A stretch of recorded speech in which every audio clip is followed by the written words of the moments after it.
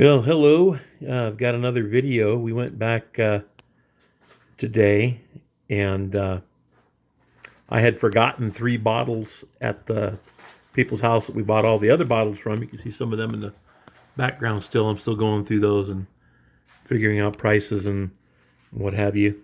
But they called me back that same night and said that I had forgotten 3 bottles. It was in the deep recesses of their cabinet. And when we got there, they gave us these and they let us look around again. And once again, we didn't have much time. But I'm going back this Friday with my mom. We bought some other stuff I have to go pick up. They're holding for me. But this malt whiskey bottle is from 1889. And that's worth some good money right there if I can find the right buyer for it after I get it cleaned. And the middle one is a Wheaton bottle, which they were collectible in the 70s, and they have people collect those in their own rights there, and they're pretty nice. I still like them, even though they're not the original. Some hardcore bottle collectors want to put them all in a landfill, but I'm not like that. I like them. And then we have some cod liver oil. That's from the 30s. That's a really nice, clean bottle, and looks really good. And then we looked in the front part of the house, which we didn't have a chance to yesterday, and we bought a lot of items. And this one, I believe, that little wooden piece back there, I got to clean that up. Just dust it, basically, from Fresno, California. I believe the bottom of it had a calendar in it, and that's kind of nice. There are several tribes up here in the area, so that would be depicted of them back before everything was offensive. Then I got this amber bottle. I don't know if anybody knows what this is. Let me know. I believe it's some type of medical thing. It just has a patent number. I'll probably try to look up the patent number. And an adjustment screw, but it doesn't go through the bottle. It's not a vent. And then this top piece, like a striker. I don't know. I believe it's some kind of light. I might be mistaken about this too.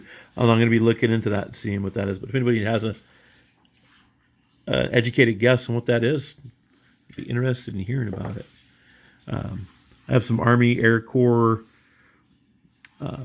headphones. They are missing the big rubber pieces on the outside, but they're still good for display. And I don't know if they work yet. I haven't tried them. We have some little leather pouches here, one from San Francisco, and just a plain little possible bag right here, maybe a change purse.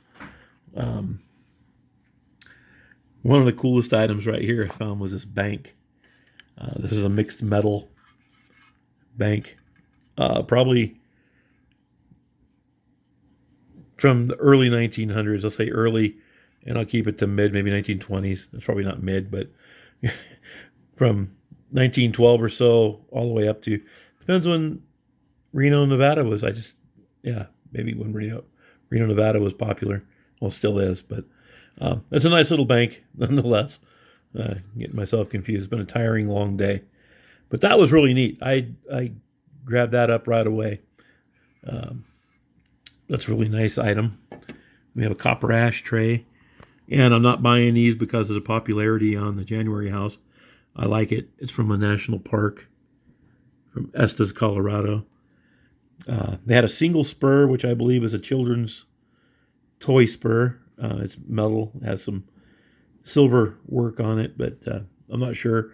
I'll have to ask my dad. So, Paul, if you're watching, call me and tell me how old you think that is and if it's a children's spur. Seems kind of small, but so do some of my other California ones. But I got it anyways because I like single spurs. And then this right back here is it's Bakelite, and it's a little Indian Maiden. I have some other ones. Now I can probably let go of the one that's not as good and keep the best ones. I have this Maiden. Her head fell off. I put it back on. But she needs a replacement headband, and her necklace needs to go around her neck. But it's kind of cool because this is a change purse. It's got a little split up here at the leather, but I think I can fix that. See right there is where the zipper is. And these are cool. I like these. And then there's some Indian little children there. Um, wooden carved out. I think they sat on stands. They have some holes in the bottom. Like they might go with that other piece that said Fresno. And then we got some of these other little trivets here. Where they will Wilton, little tiny trivets. My wife likes to use those for on our table and things to put hot pans. Of course, that's what they're used for. And then we got another smaller ashtray. This is sombrero. And then we got this really cool one right here, May Drug Company from Coalinga, California. I'll tell you, since we're looking at this right here, and since there was popularity on Mike's channel with ashtrays, they have stacks of ashtrays. If anybody's interested in them, leave a comment, and I can pick up some. I won't be able to take pictures of them and then go back.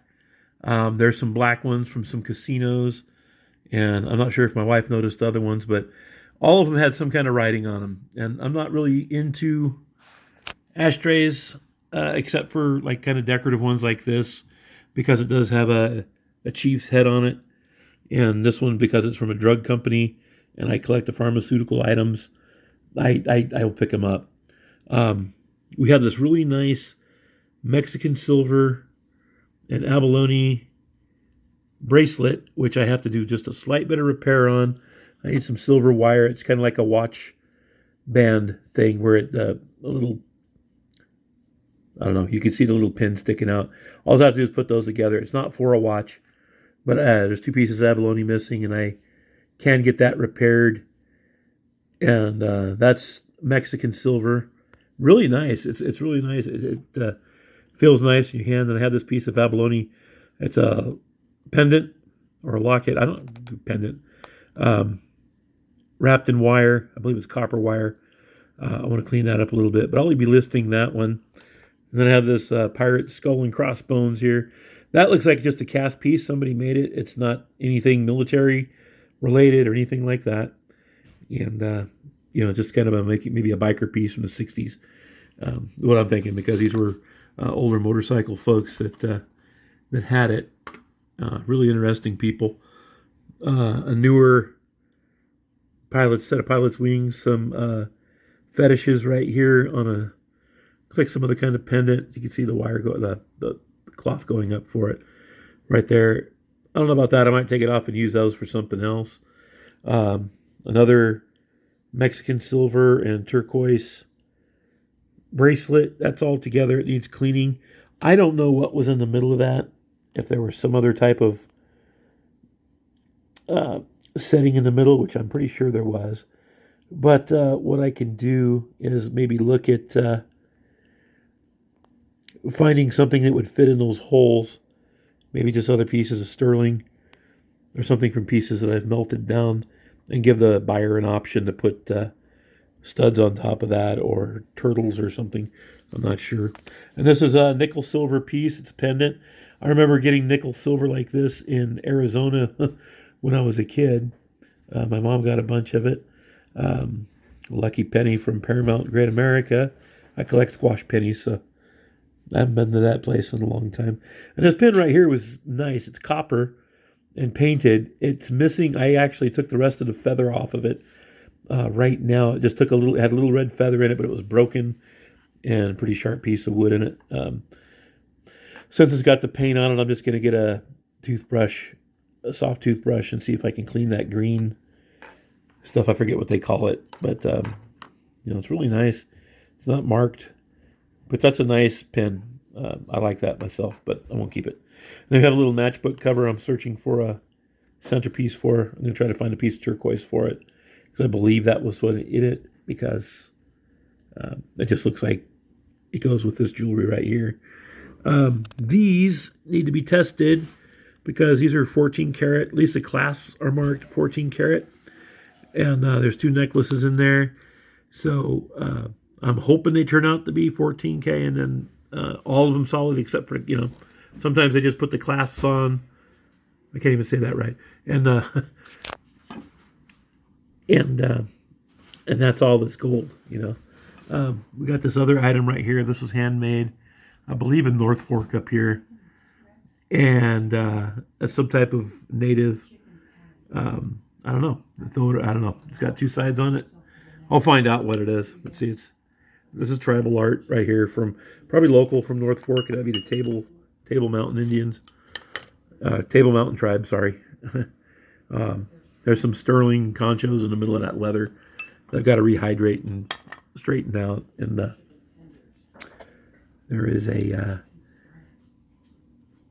corkscrew that is from San Jose, California. It was really close. Nice place. Got a little war rattle made out of wood, and these are tourist pieces. This is not something that a tribal member would be out using in their ceremonies. This is just something that you could sell to tourists, but they're still sought after. It's kind of a dream catcher. I don't deal in those. I don't want it. I don't know what I'm going to do with it. Two pieces of pottery here that I know these are worth. That's got a little chip in it, but those are still desirable pots. It came with a second one right down there. That's pretty cool. And we got a wooden tomahawk. I need to reattach this leather to it. This is from South Dakota, Badlands National Monument, South Dakota. And let me just tell you, this place is something where, we really like the people that are there, and not because they're giving us deals on stuff. They're just nice people. They shared a bunch of photos of their powder coating business and their sons, and they're local to the area, but they're moving away. But they're really nice. There's some items I said I wanted. I offered to pay for them, and when I come back, just take them, and they let me just leave it there without paying. They guaranteed it wouldn't be sold, just because we're nice people and all that. But I know I'll be showing you some more from this group, and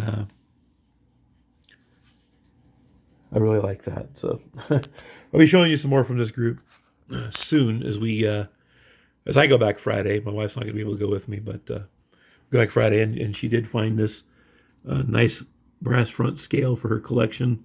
That's a really nice one.